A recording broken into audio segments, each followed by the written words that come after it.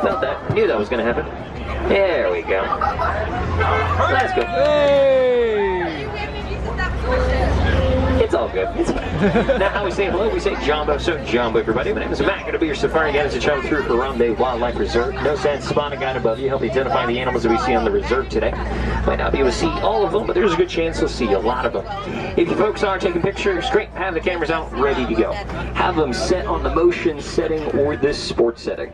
I can't stop at every single animal, folks. I don't want to get you any blurry pictures. Awesome picture of an animal can turn into a so-so picture of a tree. Now, as we're going along, we're going to get some nice close views of the animals. Now, because of that, one thing I'm going to say is do not call out to the animals whatsoever. No whistles, clicks, kissy sounds, clapping at the animals, anything of the sort. Any loud noises. Yeah, the animals, well, they actually really don't like it. They're going to walk away from us. And depending on how loud the noise is, they might even run away too. We don't want to lose those views of them as we're going along. First part of the reserve we're heading into is Little Aturi Forest, and forest is the key word there. You got to be on the lookout for any animals anywhere, the patterns, the coats that they have. It's going to help them blend in well into their background. Now, the first animal up to the right out there, right by the bamboo, now that's going to be an okapi. You'll notice that okapis have stripes in their hindquarters, so it looks like it's related to the zebra. But by studying their skeletal structure, we actually figured out that they're related to the giraffe. It's very similar, especially look at their head. It almost looks like the exact same as a giraffe. Now, it is nice to see the okapi somewhat out in the open like that. They are very shy and reclusive, to the point that they weren't discovered by the Western world until about 1901. Coming up to a watering hole here, gathering place for animals, so be on the lookout for anything at all that might be coming down to get a drink. Well, looks like I can see some activity coming up ahead. A couple different animals, and we're going to be with one of our rare species. But coming up on the right, large black white birds here are saddle-billed storks. They stand about 5 feet tall, wingspan about 8 to 9 feet. Then across the water there, that is a black rhino. Now, black rhinos can run at about 35 miles an hour. They have a very thick hide. They may seem indestructible, but they've been hit hard by poachers. Sadly, there is less than 5,000 black rhinos in existence. It's counting zoos and in the wild. That's not a lot. Looks like I'm seeing some movement right up ahead here, so we're going to kind of move through the brush. You can see there's a rust-colored animal to the left. There's going to be some more up ahead here. This is a bongo, sometimes called ghost of the forest, because they're going to disappear in the back brush quickly and quietly. Both male and female bongos have horns, and you see how the horns are slicked back? Helps them run through the jungle without getting caught. Nice view of them right there. Alright, we're going to be leaving Little Aturi Forest. We're going to be heading right into the Safe River. I've been hearing reports of some hippos in the area, so let's go try and find some hippos.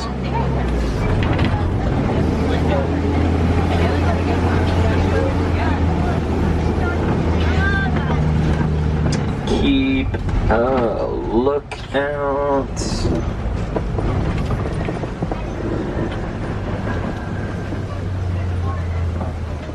I can see two to the right. If you're not able to get a good view there, don't worry, we'll try and find some more up ahead. Hippos do that. They spend most of their time in the water in order to keep themselves from getting overheated.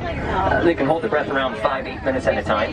Hippos can swim. They really just kind of prefer to walk along the bottom of the river. Bounce more than anything. They walk on the bottom, bounce up to get air, and go right back down. I don't see anything around here. We'll try farther up ahead. Oh, there we go. A group of hippos are called a bloat, so I got kind of a bloat of hippos around here. Interesting reflex, and they're taking a nap underneath the water, and it's time for them to get a breath of air. Automatically lift their head up and get that breath of air and lower their head right back down without even waking up. Nice view to the left right here.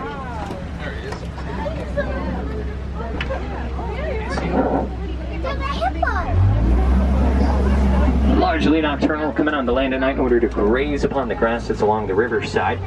One hippo in one night can have about 150 pounds worth of vegetation. Helps them get to that max size, about 5,000 pounds, you know, give or take like 500 pounds. We're going to cross the rickety bridge, and those are Nile crocodiles. Well, Nile crocs grow 18 to 20 feet long, jaw strength more than 2,000 pounds per square inch, can and will take down prey like zebra wildebeest. A lot of times you see with their jaws open, that just helps regulate their body temperature. Gorgeous animals. Let's go. Now we are transitioning from one ecosystem to another, leaving the Safe River, making our way to the savannah. Different ecosystems mean different plant life and animal life.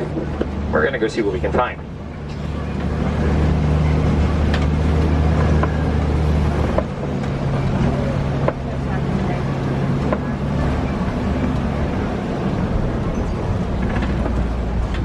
Coming up on the right here, this is going to be a baobab tree. It'll stay leafless 9 months out of the year, retain water during the hot drought months, gets the nickname upside down tree, and you can see why. We're going to see some more up ahead. More important stuff's coming right here. We're going to be coming up to one of the best views of the reserve, and this is the Serengeti grasslands. Now, the grasslands will spread for hundreds of miles across eastern Africa, act like a super highway for the animals like zebra wildebeest. Also home to some of the more popular ones like African elephants, lions, and giraffes. Just a small snapshot of the Africa that we all work together in order to conserve and protect. I can see a zebra here, be on the lookout for giraffes. Give you a little bit of a better understanding, multiple different subspecies of both zebra and giraffe. How you tell the difference pattern that they have and the build that they have. Look at the pattern of this giraffe. The zebra, This is going to be a mountain zebra. Now, mountain zebra have bolder stripes on their hindquarters compared to the rest of their body. They also have a dewlap board. It's kind of like this flap of skin that hangs down from their neck. Helps them cool down during the hot days. It looks like I'm seeing some activity up ahead, so kind of roll that way. Large earthen mounds you can see around us here are termite mounds, hard as concrete. Elephants love using them as a scratching post. And then as they've been worn down over time, kind of like some of those to the right, you're going to see smaller animals like springbok, Thompson's gazelle climb on top of them. Use them as a lookout point for any predators who might be trying to hide in the grass. I think I can see some activity up ahead past the rocks here. Just going to kind of roll right on up. I kind of have to get past this brush here. Might be able to get a view.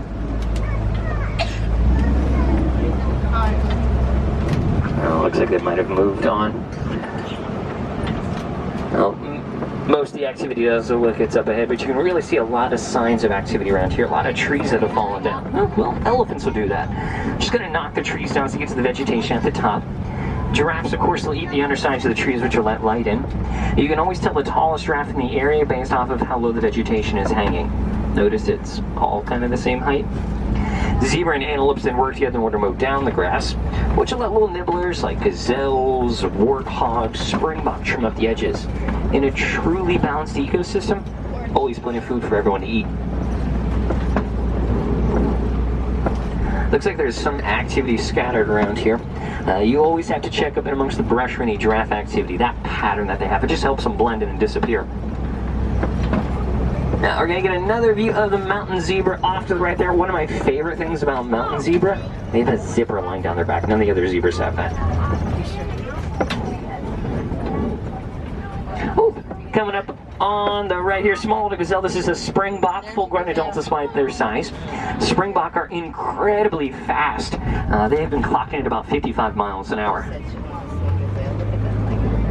Now the greatest animals you can see up on the left and around here, these are wildebeest, one of the animals that participate in one of the largest land animal migrations in Africa. What's amazing about wildebeest is they can go like 5 days without a drink of water. Helps them out, they're migrating. Several different names in Afrikaans, their name translates to wild beast. Yeah, that's a stretch. And then in Swahili, their name is Nu. That's G-N-U. They get for the grunting noise that they make. So best way to kind of think about it, cows go moo, wildebeest go nu. Well, it looks like you can start to see some giraffes right up ahead. Fittingly enough, group of giraffes are called the tower. Makes sense, so we're going to kind of head towards the tower up ahead here. So far, I'm seeing a mixture of adults, young ones. Be on the lookout for any baby giraffes. You can always tell a baby giraffe because when they're born, they're around 5 to 6 feet tall, and then they get to that average adult height around 18 to 20 feet. There we go, good view. Up on the left here. Now look at their pattern. You can see how it's kind of like this dark, jagged leaf edge. Now these are going to be Maasai giraffe. Good way to remember Maasai. Kind of think messy because the patterns are regular like. Look at that one. Now I'll give you an idea of perspective. Your eye level right now is roughly around 7 to 8 feet off the ground. Gives you an idea of how tall these giraffes are. Especially this one on the left here. He said, oh my God. Nice close view.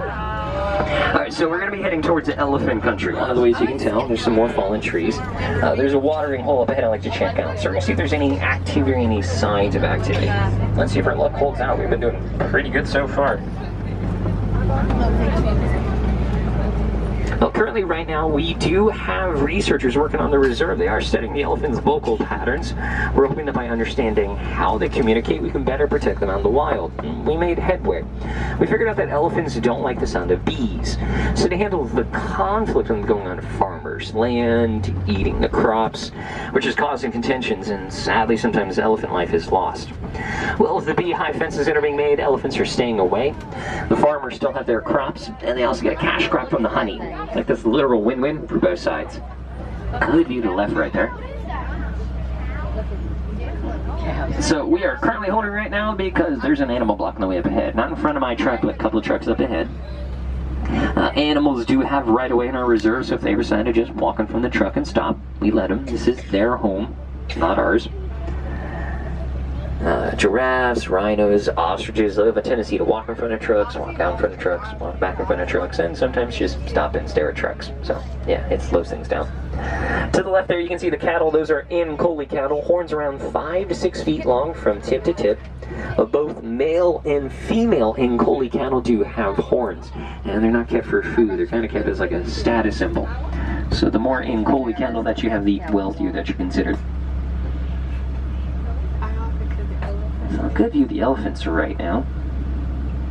And it's a little bit of a hot day, so you might occasionally see the elephants flapping their ears. Now what that's going to do is it actually creates this wind current across their body. And if you were to look behind their ears, you're going to see a lot of blood vessels.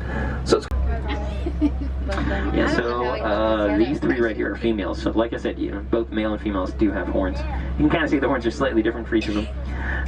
And the horns, there is weight to the horns, but they're kind of like they're not as heavy as you imagine. They're almost hollow on the inside. Think like a honeycomb structure. They're going to circulate blood up in the horns, gets cooled off by the air, circulates back into their body, and cools them down like a natural radiator. Alright, looks like we've got a little bit of movement, but I am kind of, yeah, there we go. I knew she was going to do that. And you're going to do that too, cool. Again, this is their home, it's not ours, so just kind of giving her that space and that clearance. We're going to kind of head down by the watering hole here. I have a feeling this one's going to cross in front of me over here too. Nope, she's looking back at me. Are you going to let me go? Or are you going to stop right? Oh, you can check back for them. Okay, go back to them. Nice close view right there. So whenever we do have animal stops like this, it creates just like this little bit of a traffic jam. It's perfectly fine, things will be able to stop go. It's okay, we get a little bit longer views of the animals, so no complaint on my side.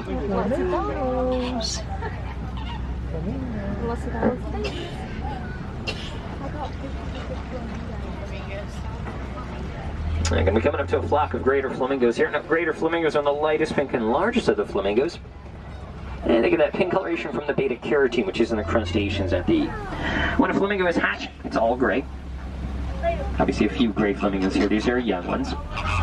Now, if you look towards the front part of the island, you'll actually see a few flamingos on some nests. So, there's probably going to be some eggs down there. It's that time of the year.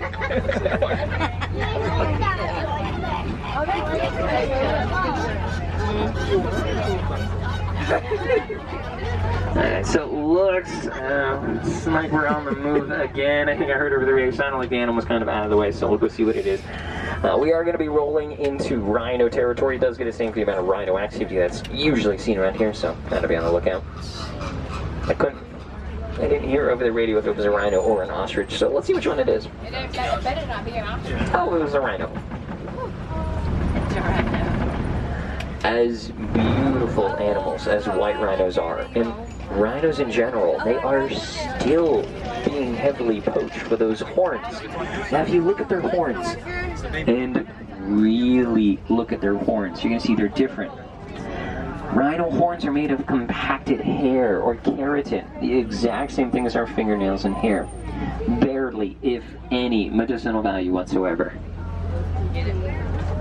You can see right here, rhinos are just gentle giants. It breaks all of the misconceptions thought about them. I kind of think of them as like armored cows. Armored cows. Now you can see that one's laying down in the mud, probably just going to start rolling around. The young one's going to come and investigate.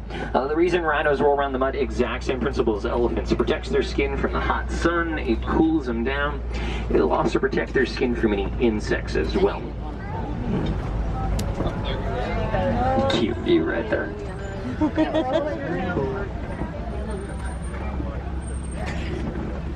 Mom, move your head. Keep on moving. Always have to check up in amongst the brush for any more rhinos that might be laying down, because when they do, they look like, well, giant rocks. And look, again, more white rhinos to the left. You can actually see a mother and a baby right here. Oh, look at that baby. She's kind of grazing, hanging out. Nice view of them. Oh, looks like I can see a cheetah up ahead here, so I'm going to kind of roll up to get a nice close view. I see the cheetah left out. Now, we all know cheetahs are fast. They're a daytime-based hunter. They're going to use their eyesight for hunting instead of their sense of smell. They are one of the few big cats that can purr. I do not suggest going up there and checking it out, but they can do it. We're going to be coming up to the kopis. The rocks will jut out of the savanna. Predators like lions will use them as a lookout point.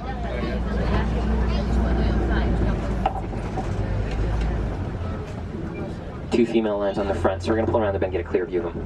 Now, sadly, lions have been hit hard. There is less than 20,000 lions left in all of Africa. That's not a lot. And the conflict that they're facing is a livestock conflict. We have livestock of farmers. Farmers are getting retribution. Thankfully, with the help of conservation groups and using the idea called living walls to protect the livestock, it's worked in some areas. We all have to work together to protect that to the left. We really don't want to lose one of the icons of Africa for forever. Now you can see the two female lions and the male lion laying down up there to the left. Just good napping spot. I don't blame them. A little bit in the sun. There's probably a little bit of a breeze up there. Crucial for the survival of the pride.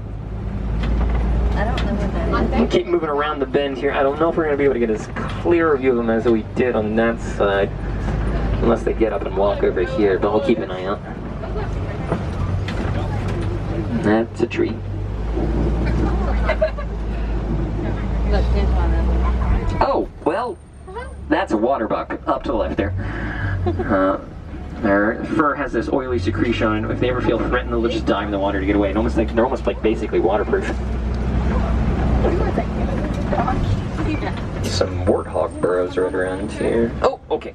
Back left. Walk around. Line along the rock while they're back. Warthog. Largest burrowing animal ever feel threatened, back themselves into a burrow. I wouldn't call them Pumbaa to their face, because in Swahili it does mean, foolish.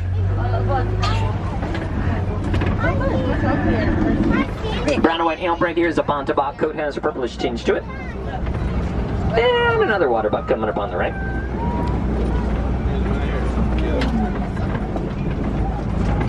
Some ostrich eggs off to the right there. One of the eggs weigh about 3 to 4 pounds. Ostriches don't like to leave them too long.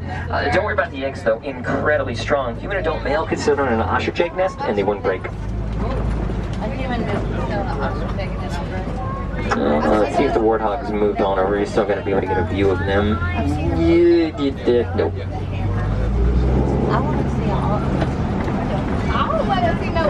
I'll be making our way into a newer portion of our reserve, the Magadi Glen. It was donated to the reserve by local farmers to help out with conservation efforts, reintroduction, rehabilitation, so you never know what's going to be around here.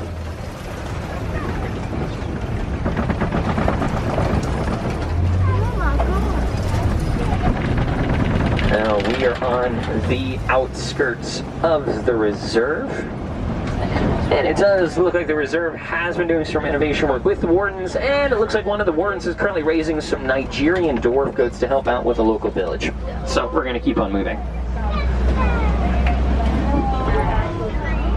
Now with the gate up ahead means we'll be making our way back to the warden station. We'll be dropping you off that. As we've been going along, we get to see a lot of amazing animals. We get to talk about the conservation work for elephants, rhinos, lions. A lot of times people wonder at home what we can do to help these animals out specifically. Well, the first step is research. Everyone has a favorite animal on the reserve. Research the animal. Find out what conservation work is being done for that animal and what help you give to the conservation groups for those animals. The other thing is going to be recycling, but what exactly? Well, old cell phones, laptops, computers, electronics, all of them have a mineral in them called coltan, currently being heavily mined here in Africa. The more you're able to recycle those items, the less land is taken away from the animals, and then we can do what Harambe means in Swahili, come together. We can come together, work together, everybody to help protect the animals, so they'll be available for future generations to enjoy in the wild.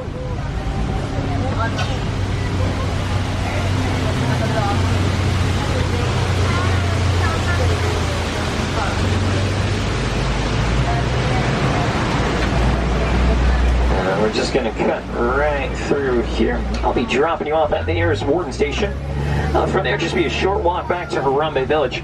But if you are interested in any other up-close animal encounters, you can always try Gorilla Falls Exploration Trail. Where there's a group of researchers studying a family of lowland gorillas that are in the area.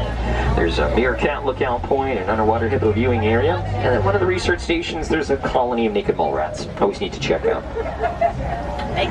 If you have any loose personal belongings, now's a good time to make sure them gather together. You don't want to forget anything on the truck. I am going to be going on another safari after this, and it might take a little while to get back to you. Like 2 weeks. Waiting for one of these trucks to move. There we go. There we go. Now here in Harambe, we don't like to say goodbye to newfound friends, just so sad and final. I like to use a Swahili word which is kwaherini, translates to go well.